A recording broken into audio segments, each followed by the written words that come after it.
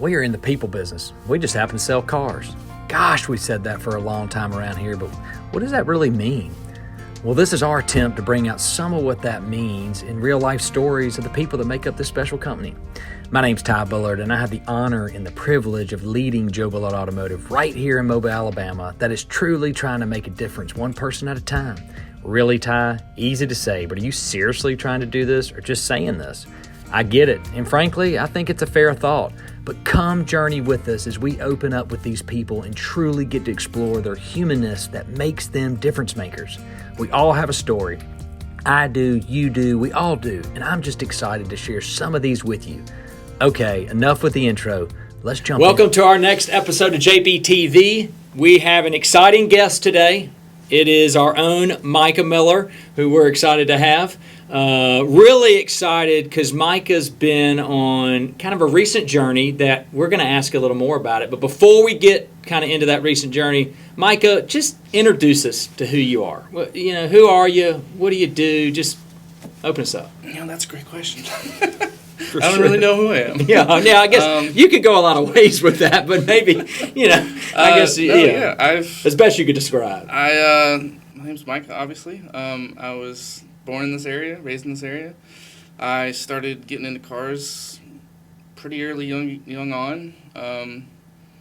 15, 16 years old, got my first job at a Honda dealership, and then a couple years after that I started here, technician.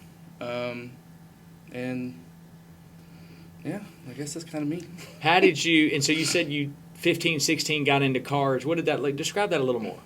So I had a neighbor that had a shop, and just like in the backyard. Yeah. Okay. Yeah, and so we'd go over there here, hang out, and I bought my first car when I was 15, and it was a piece of junk. So how did you buy that? You had to fix it up. But where did you find this car to buy? Oh, Marketplace is dangerous. Facebook Marketplace. So Facebook Marketplace, because you're a younger guy, Yep. yeah. So my answer would have been the classifieds back when I was. Good old, Facebook Marketplace is dangerous. Yep, Facebook Marketplace is dangerous. How much was it? Do you remember? $550. It was an 81 Civic wagon. Did it roll? It rolled. Didn't run. So that was your first project? Yeah. So, said, well, if I'm going to come hang out in this shop, I need a car to work on. Yep. So you went and bought a car. Yep, bought a car. Did you ever get it running? Yeah, ran great. I had to put a transmission in immediately. Drove that thing for many years. Did this guy in this neighborhood shop kind of mentor you a little bit? A little bit, as much as he could. Yeah. You got above his head pretty quick? He was definitely more of a hobbyist, but you start to pick up on the basic, hand tools and like the basics of everything, and just lefty loosey, righty tighty, the very basics. But when I started at Honda is where I really got my big mentor, and he gave me a lot of insight on how to.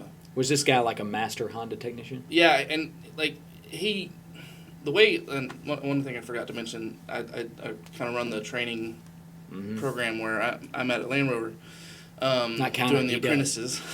Yeah. And the way I like to teach is I like to teach a mindset of how to think versus this is how you do it in this situation. This is like you gotta learn how to think for yourself and problem solve. So that's what I try to teach, and that's what he instilled in me when I was at Honda. You mean like critical thinking? Critical thinking, and how to approach a problem if you've never seen it before, like how you approach a problem that you've seen before, but maybe not on the same situation. You can apply certain dynamics to it. It's like my wife told me a long time ago when we were in stats class in college together, and she said if you would actually understand it instead of memorize it, you could solve any problem. Exactly. I'm like, this wasn't the problem I studied on the anyways. Yeah, but that's kind of the same critical thinking, which is a little bit of I think there's a gap today in schooling that kind of stops teaching critical thinking. Yeah, you just that's really cool. You think to see the problem, not the way I do it, where you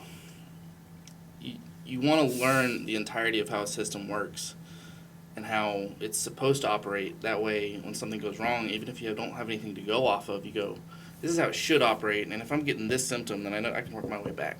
So you try to teach that aspect, because you can teach, anybody can learn how to turn a wrench, but you can't learn how to think for yourself all the time. You have to have somebody who's had to go through that hard thing or has been taught it, like this is how you want to approach that problem effectively. Interesting. That's really good. And just hearing that shows me kind of what we're about to get to. I mean, and it speaks to why you represented us. Before we get there, you mentioned the training piece. You're at our Land Rover store, which Land Rover, it's a European-made car. They're highly sophisticated. Yep. They're just their own animal a little bit. A lot of people won't even work on Land Rovers. I mean, you go to an independent shop, they're like, "See ya, we're not touching it." Yep. So it is a specialized. Probably out of all the products we sell, it's the most specialized product. Yep. You've dove right in, and you said you train our apprentices, which is this apprentice program. Mm-hmm. Tell us about a success story in that. I mean, I know we've got a guy that's gone through that's really been successful. Tell me a little about that. Yeah. So I wanted to get a little bit more fulfillment of what I was doing. I wanted to kind of give back to, because I'd gotten such an amazing mentor, so I wanted to kind of try and at least give back in that situation. That's really cool. So when I started with that program, like 4.5, 5 years ago, something like that, we had a wonderful young kid at the time come in, fresh out of tech school. And, you really just start from the very beginning, and you try and get them before they've ever gone to any other brand or anything else to learn bad habits, or even just normal habits that you kind of have to unlearn coming to this brand, because, like I said, it's so many modules, so many systems, and it's incredibly complex. So you kind of want to start from scratch. So being able to start there and really teach them how to approach a problem, because sometimes you want to start at the beginning, and sometimes you got to start a problem at the end, and sometimes you got to work in the middle and figure out. And so where is he today? He's been on his own for about almost 2 years now. He's doing really well. Trying a bunch of hours. Yeah. He's doing fixing good. Cars, and I mean, he's a full-fledged tech. Yeah. What level would he be in this? So he's system? level 2. Level 2. Yeah. And it goes up to 4. 4. Yeah. Okay. And you're a level 3. 3. Yeah. Okay. And unfortunately, the level system's a little confusing. It's not as simple as 1, 2, 3, 4. Depending on how your store is and how many level 4s you already have, it's kind of arbitrary on when they can send you to school. Yeah. So I mean, there's a little time, and you don't control it all. There's some brand new stores that have level 4 technicians that are 2 years experience in Land Rover, and I have 8, and I'm only level 3. So for sure, it's never simple as that. Yeah. Kick it to what you just recently went on. So tell us about what you just experienced with Land Rover. Yeah. So nationally. Yeah, went to the Journey of Excellence Technician of the Year program.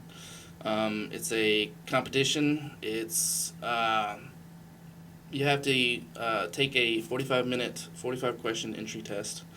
To even be invited to go. Yes. So, and you have to be level 3 or above. Mm-hmm. I just got my level 3 in January, and I was like, sweet, I get to take the test. Took the test, got it. I was very surprised when I got the email, because it was rough. The 45-minute test, it wasn't just rough. multiple choice? No, I took that test, and I was like, there's no way. You thought you didn't have a lot of confidence coming out? No, absolutely not. I got an email like 2 weeks later, 3 weeks later saying, thought you bombed. Hey, you've been accepted. And I was like, it was like an unknown sender and all that. I was like, man, this is like a really elaborate phishing scheme from the company trying to like. Yeah, that's pretty good. It's a test, you know? Yeah. And it was legit. Yeah, it was legit. I was like, hey. And so that meant what? Yeah, so that meant I got to go to the competition. Which was in New Jersey, Mahwah, New Jersey, at the national headquarters. Yeah. It is comprised of 2 days of the actual event, I guess. So they split us into groups of 10. The first group goes and does the actual competition.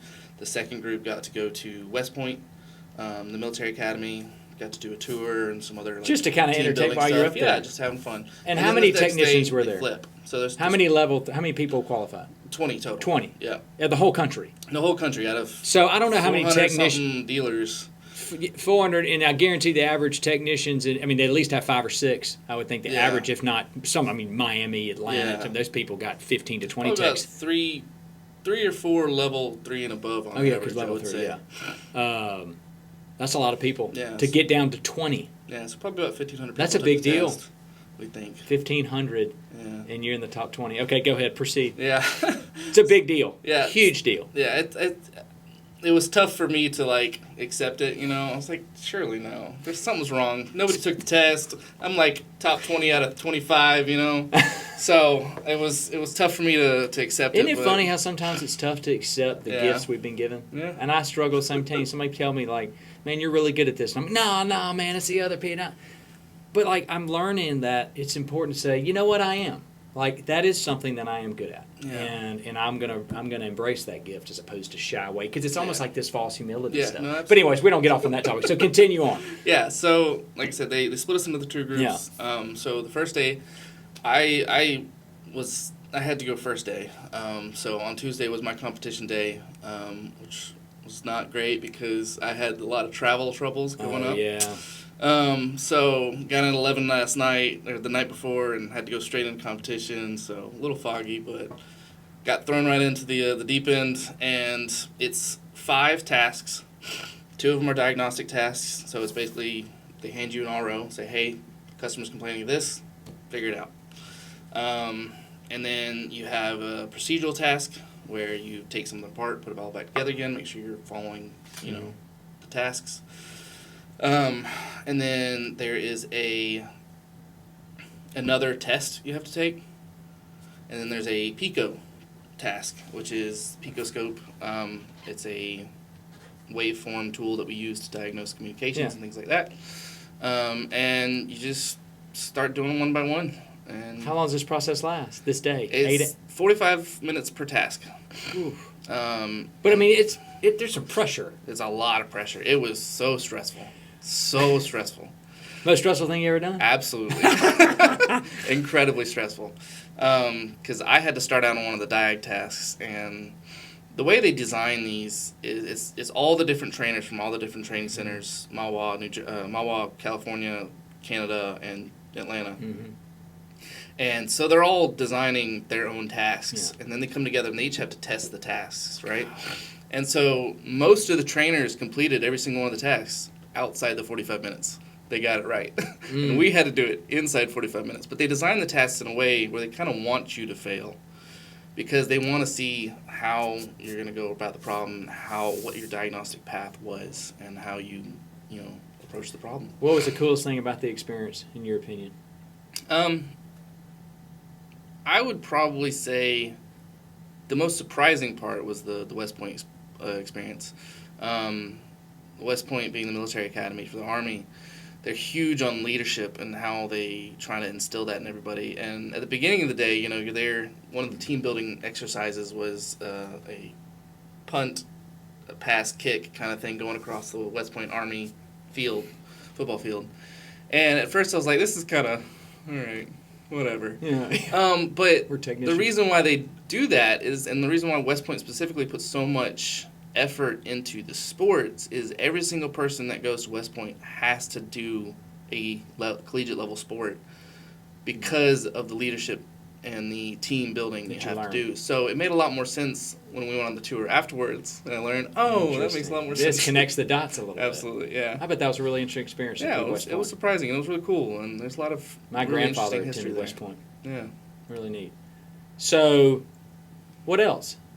The actual competition was fun. Did you meet some good people? Yeah, I met some amazing people. I would think the relationships would be I met a lot of guys my age, which was cool. Not being the youngest one in the room is nice. Yeah, for sure. So, and one of the guys in my group of people that I made friends with, he actually was one of the top 6. That's awesome. So they award the top 6, and the top 6 they get to go on a all expense paid trip.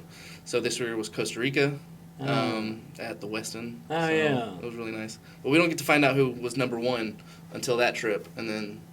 But they know who the announced it top there. 6 is. Yes. Okay, Yeah. know who the top 6 is. Is there something you can compete again next year? Yes. Okay, so yeah, cool. The So only it's your time you first don't get to compete is once you've made number 1. So. Well, that's we're super proud of you, first off. I mean, just for you to represent our company and our customers and just, to take it to that level is super, we just got a lot of pride taking in you doing that. And it is. You represent our company when you're there, and that's a big deal. And so I appreciate you taking on the challenge, going through those stressful moments.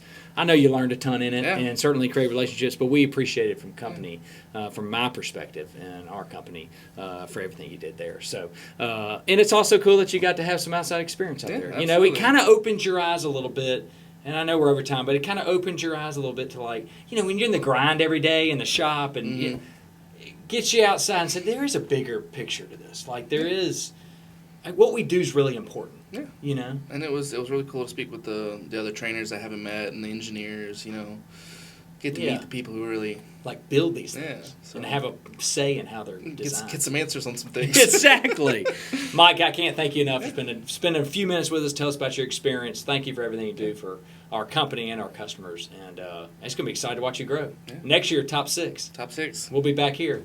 Talk about it. We'll hear about the rewards trip. There we go. Thank you, guys. Next time on JBTV, we'll see you next time.